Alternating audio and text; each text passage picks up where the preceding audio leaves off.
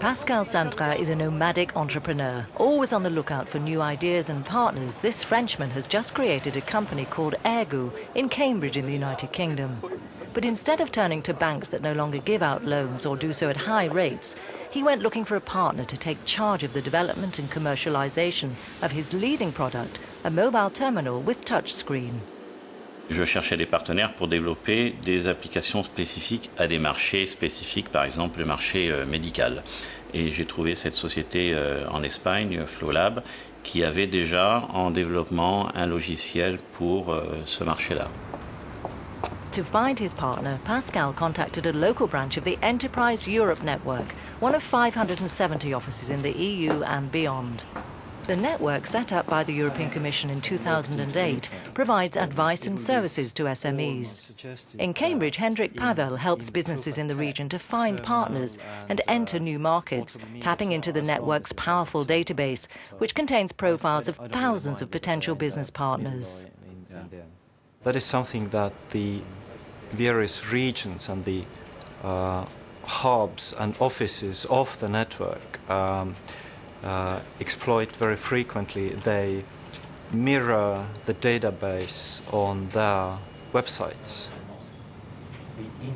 The network also organises more than 12,000 events for businesses, such as brokerage events, a sort of speed dating for business people looking for new partners. They had organized for me to attend the GSM 3G conference in Barcelona, and they paid for it, actually. And there was some kind of a brokerage event where we could meet different companies. In Barcelona, the meetings were organised by Marc Gracia, a member of the Catalan branch of the Enterprise Europe network. By coincidence, Hendrik knows him well. In 2005, Mark spent 6 months in Cambridge on a staff exchange program. Hello, good morning. Could I speak to Hendrik, please? Una llamada rápida a una persona a la que conoces y siempre la conversación es mucho más fluida y él ya sabe cómo trabajas, etc. Bueno, realmente, en este caso es llamar a un amigo. This connection helped smooth the way for Pascal Santra and his new partner, Federico de Gisbert. Pascal was looking for someone to distribute his mobile terminals in Spain, and Federico wanted to sell his medical software. El producto al final es un servicio de asistencia domiciliaria, de telemedicina domiciliaria, donde una persona con una serie de limitaciones, suele ser gente mayor, gente con enfermedades crónicas, tiene acceso a un sistema de información en conexión con un doctor con el cual se comunica. The terminal is being tested in hospitals, but it's also used by individuals, including Federico's own grandmother. ¿Te aprieta? Entonces el médico podría ver cada día las mediciones que te haces la tensión. Entonces un día podría decirte, Tomasita, que estás a 95, deja de bailar. ¿Sabes? Sí, pues creo que está muy bien esto. ¿Es que está bien? Sí. Though the product is now near its launch, Mark continues to support Federico, following each phase of the project. Bueno, la cuestión es que lo tenemos acabado, ¿vale? Esto se entrega al cliente la semana que viene. Poco a poco, al cabo de los años, vas conociendo a la gente. Y luego siempre te hace creer que tú eres especial. Oye, para ti he encontrado, ¿no? Entonces, claro, dices, hombre, Marc, gracias, vamos a ver. Para nosotros, Marc es un socio, porque en el fondo lo que nos permite es, cuando nosotros detectamos y hacemos antena de conocer eventos, sitios, misiones comerciales, es el que nos facilita a empresas pequeñas como nosotros el poder llegar allí. Hasta cargan. Federico also remains in regular contact with his new partner, but from a distance. Pascal, how is it going? Yes, it's running fine. I wanted to know how your customers are doing these days. Have you got any news and any progress? With Hendrik's help, Pascal is now looking for new opportunities to broaden his market further. This first success has given him confidence. Enterprise Europe Network is a success too. Since its launch in February 2008, it's already provided information and services to nearly 2.5 million SMEs. Another country, another industry, another entrepreneur. Dr. Peter Krost has set up his business in Kiel, a small German town on the edge of the Baltic Sea. The biologist is head of a small company of 12 people and specialises in growing algae.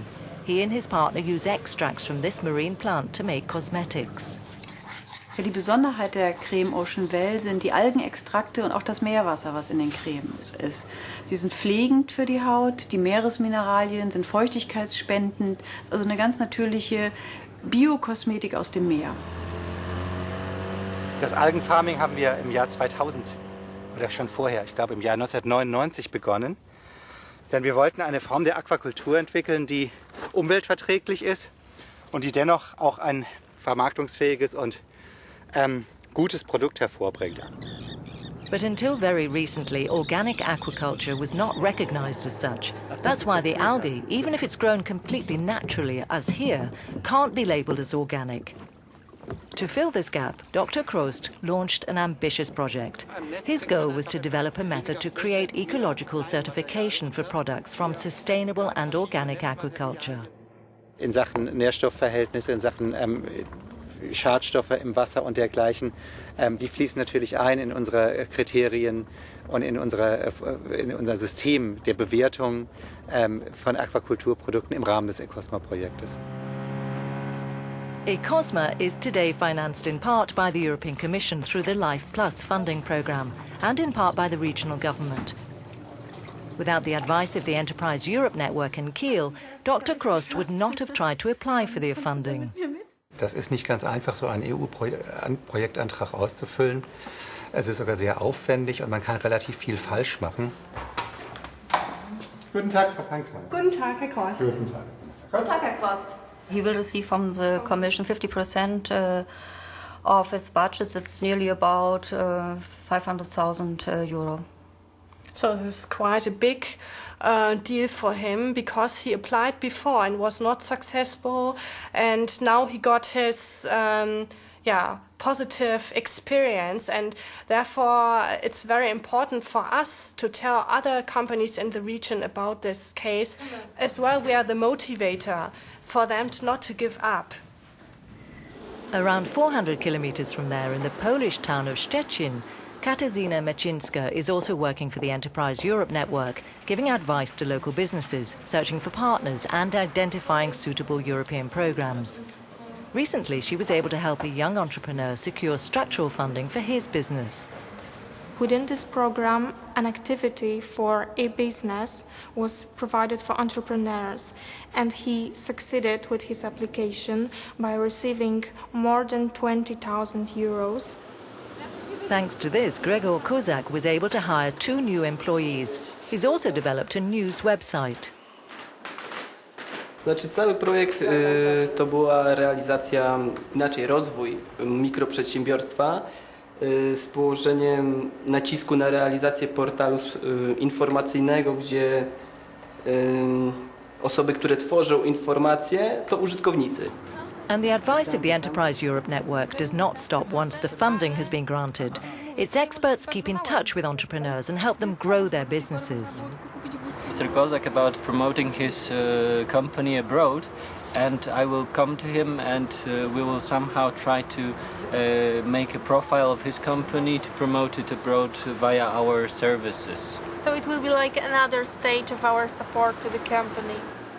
Like a canvas woven around Europe, Enterprise Europe network has branches in 44 countries and is supported by 570 partner organisations. In its mission to provide advice and information and to help search for partners or EU financing, the network employs almost 3,000 people to help businesses make the most of their opportunities in the EU. From Spain to the UK, from Germany to Poland, relationships and friendships are being created. The initiative targets small and medium-sized companies, the main creators of new jobs in the EU. It's a godsend for many of them as they embark on innovative projects.